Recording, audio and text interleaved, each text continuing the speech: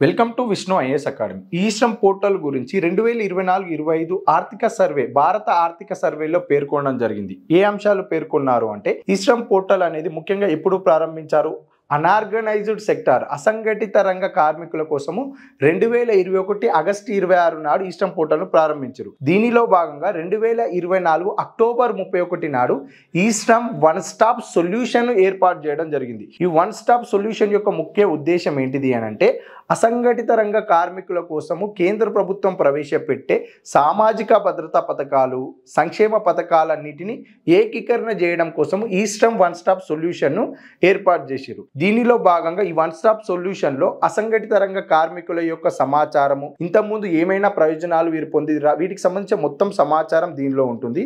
అదేవిధంగా వివిధ కేంద్ర ప్రభుత్వ మంత్రిత్వ శాఖల కింద అమలు చేయబడే 12 పథకాలను ఈ వన్ స్టాప్ సొల్యూషన్లో భాగంగా ఏకీకరణ చేయడం జరిగింది. ఎవరి కోసము? అసంఘటిత రంగ కార్మికుల కోసము.